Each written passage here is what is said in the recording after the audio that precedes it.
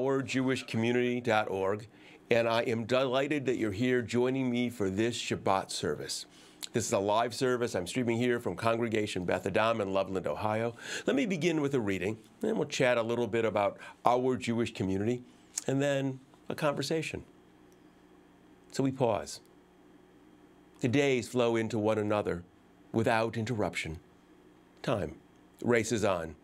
The Sabbath is our means to divert time, a stepping off point, pausing with friends and loved ones to observe, then rejoice in another filled coincidence of living.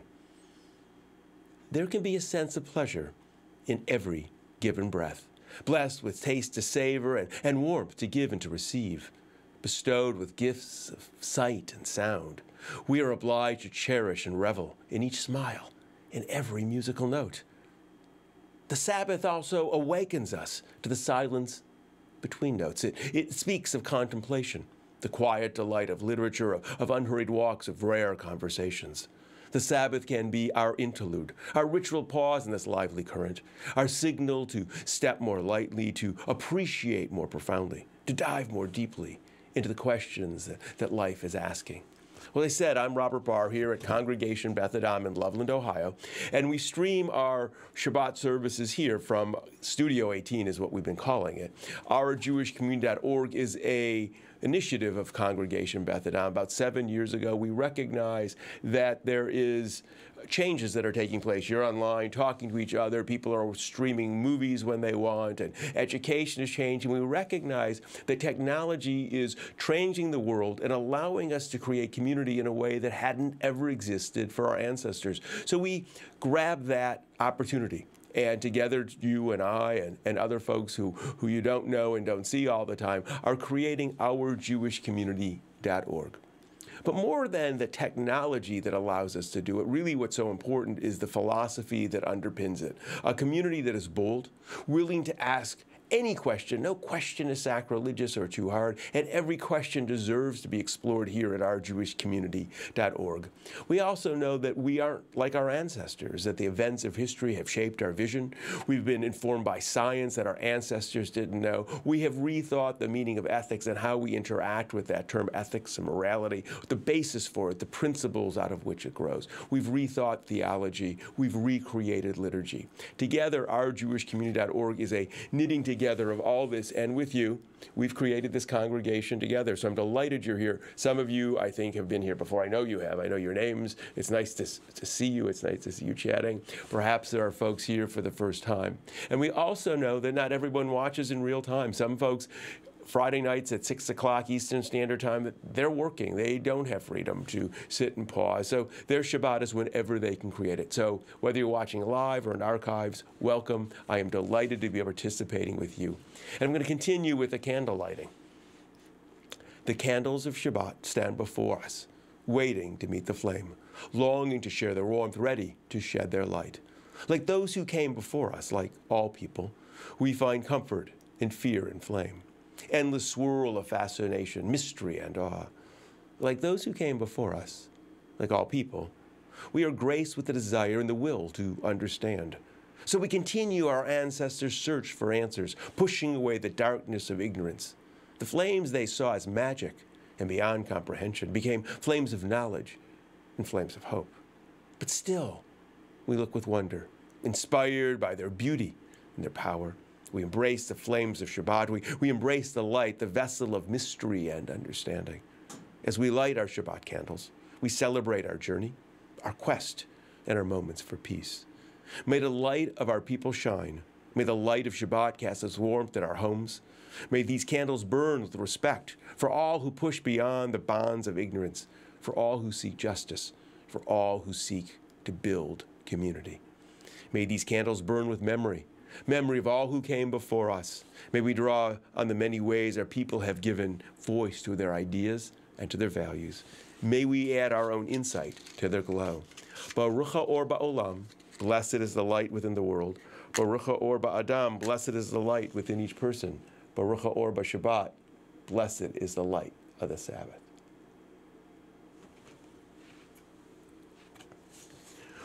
Well, as you can see, I'm here by myself tonight, though Sam's there behind the camera. We've been adding that, and he's going to be working with me on Friday nights to help me make sure the streaming is working and getting it set up. But I'm not always going to be here alone. There are going to be other people joining me. In fact, next Friday night, Sam Cooper, who is the president of Congregation Beth Adam, who actually grew up in the congregation and now is an adult, is going to be here joining me, talking with you about his involvement and his vision as well.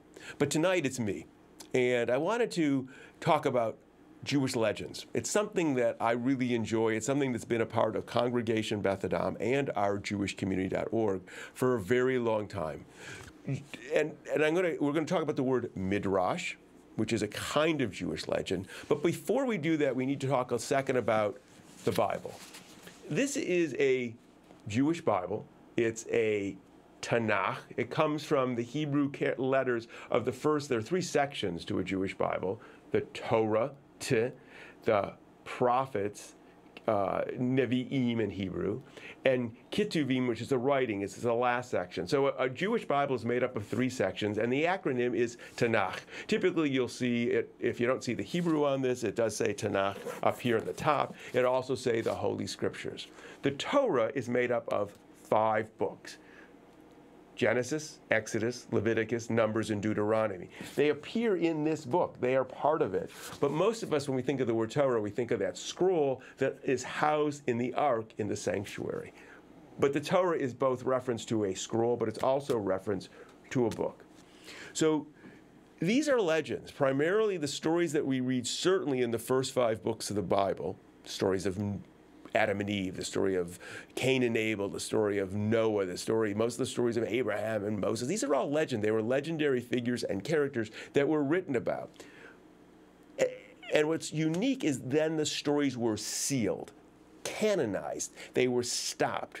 And there was a point at which those who wrote them, for a variety of political reasons and reasons about power and who was going to control Jewish identity back in the age and these were being written, and who was going to be the kings and who was going to be the priests and who was going to be the prophet, these documents were sealed.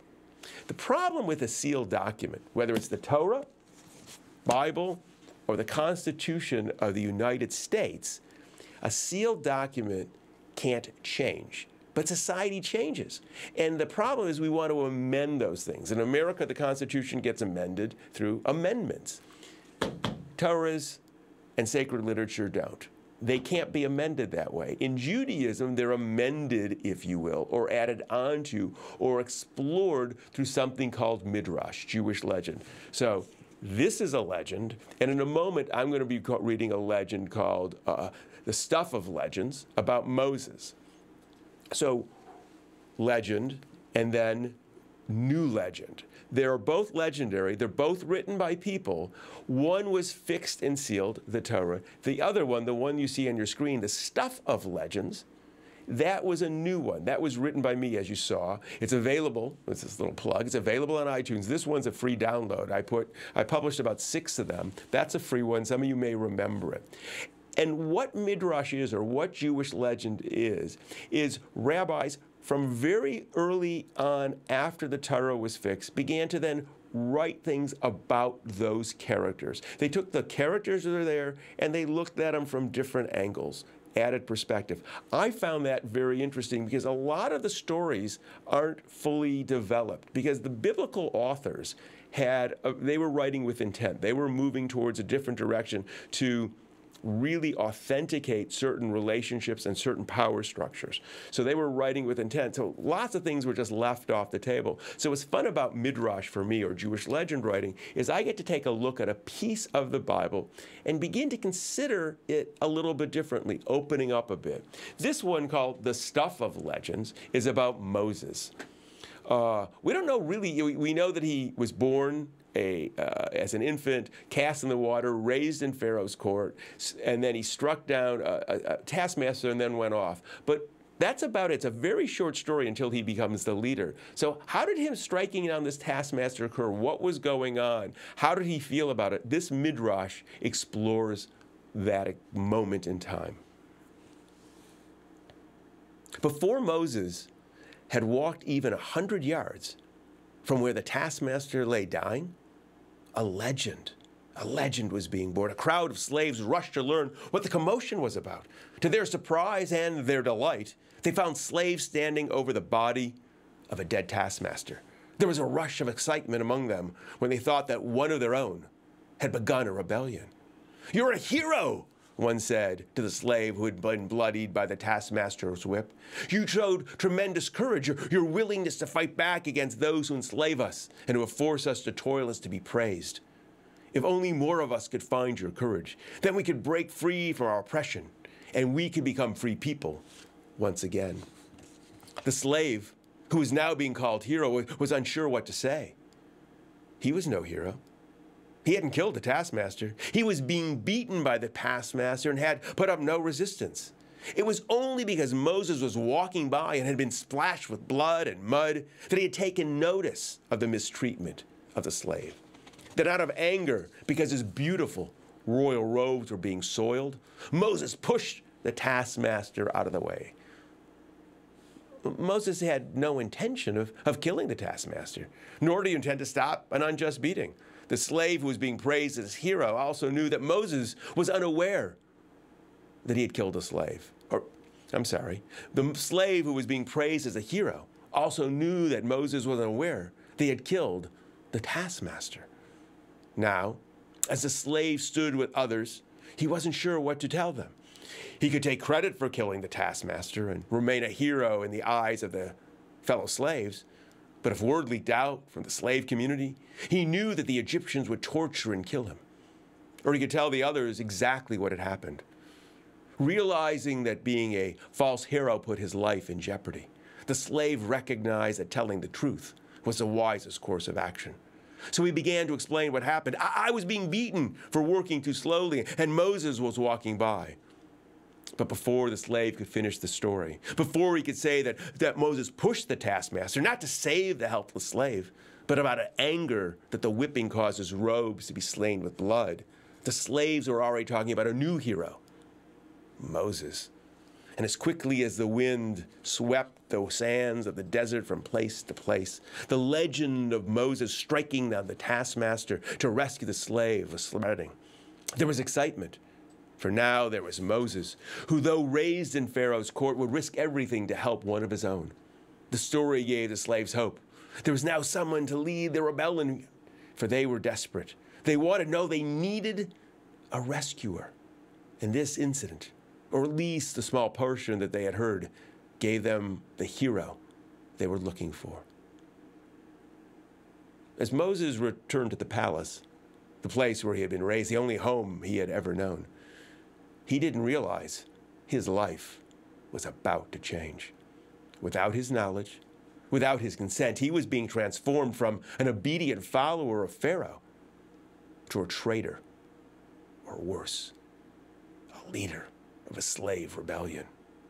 The story of Moses rescuing the slave and killing the taskmaster had reached the palace even before Moses had arrived. He couldn't understand the glances he was receiving or the whispered words which were being passed from one person to another.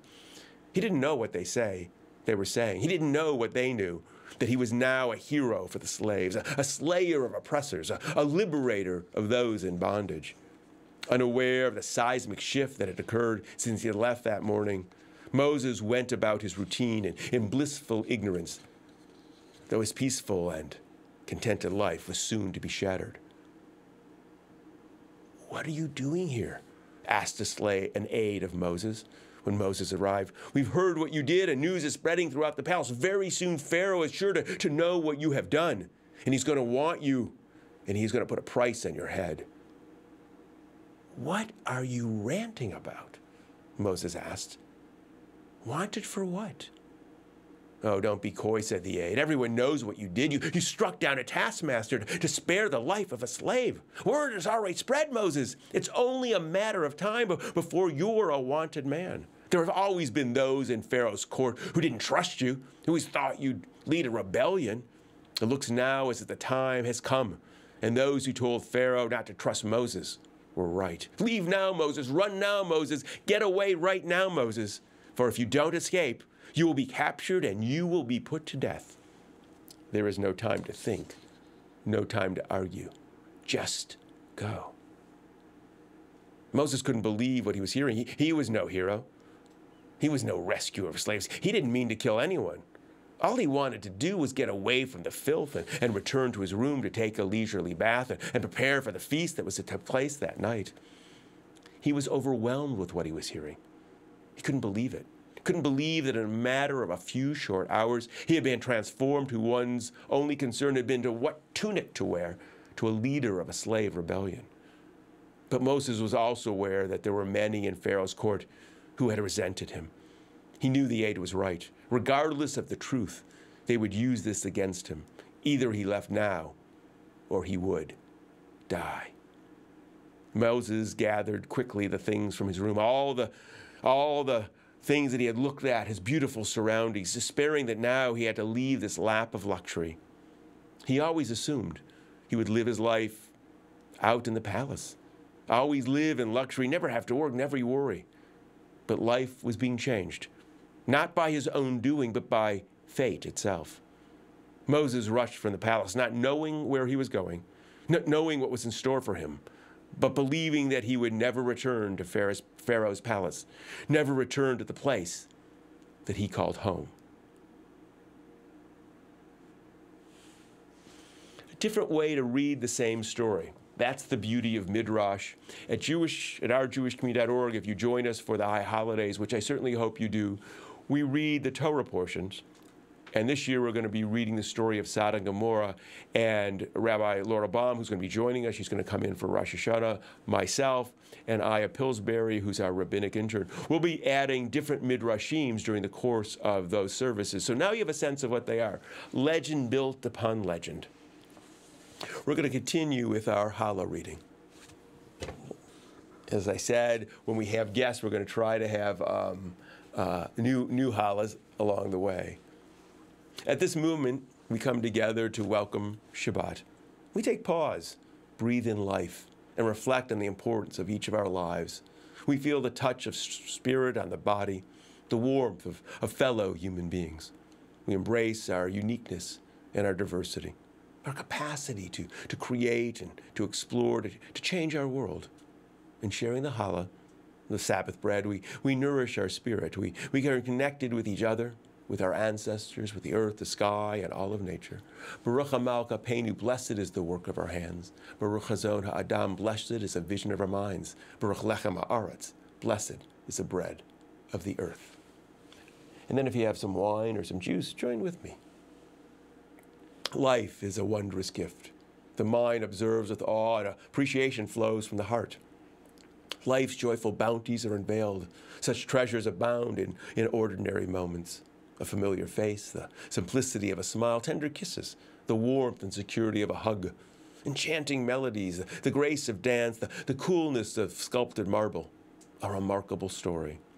The complexity of atomic structure, thunder's reverberation, the shimmering of rose petals, intoxicating flavors. These moments become opportunities to affirm that which is good.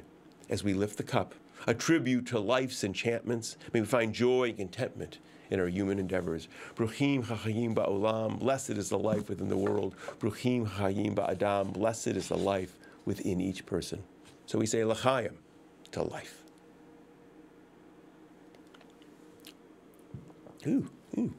So a couple short announcements. So as I said, I'm not always going to be doing services alone. Typically, I'm not. That's the goal. And we have some excitement this week. Next week, as I said, Sam Cooper, who grew up here at Congregation Beth Adam, who is now the president of our congregation, is going to be joining me. You get a perspective of somebody who grew up in this philosophy, had his bar mitzvah here, went through our religious school, and now is helping to shape and lead its future. And that's very exciting for me that he's going to be here. And throughout the year, I think we'll have different members of Congregation Beth Adam as participants in our service. We're also going to have the following week Aya Pillsbury. Some of you may remember she joined me on the last Shabbat before we closed out for summer. Aya is a rabbinic student at the Hebrew Union College. She's a fourth-year student, and she works here at Congregation Beth Adam as a rabbinic intern. I'm very excited that a friend of mine, Reverend Sharon Dittmar, who's a Unitarian minister, is going to be joining me over the from now through December. About once a month, we're going to explore religion together. So we're going to have a variety of voices, a variety of conversations, and what we'll be doing each week is we'll be posting those people, names of those people, on our Facebook page, so you'll know when they're coming. And what I do is I hope you share that with other folks and that you join us. As I've always said since the very beginning, it is great to build community, and you're our greatest asset, sharing what we do with others to let them know that this unique community exists online. Hate to say it, as this is always a challenge for a rabbi, but the high holidays are around the corner. That's how they feel for me. I've been focusing on and thinking of that. And probably about 2 weeks as September rolls in, lots of folks will go, "Hi, holidays, can I get tickets? Where should I go?" We stream our high holiday services live from Congregation Beth Adam. The schedule's on our website. Take a look at it. Share that with other folks as well. Let them know that there's a community of Jews who has a voice bold and strong, willing to challenge old assumptions, willing to give new words to new ideas. You have them join us. It's great to do that we can create a high holiday service that wraps around the world. Take a look at our Facebook page. We've been doing lots of new posts. It's really exciting to see. We have a communication director who's really putting more materials up on our Facebook page to share, comment on it, share it with others, and post it. It's really good that we can participate together. So I am delighted to share the Shabbat with you. If you want to reach me, you can reach me at rabbi@bethadam.org. Again, rabbi@bethadam.org. Best email to reach me at. Hope to see you next Friday night and your participation throughout the year. And we close with our final words. May we know blessings those who are near, and may we know blessings those who are far. And may the Sabbath bring its goodness to everyone soon, wherever they are. Shabbat Shalom.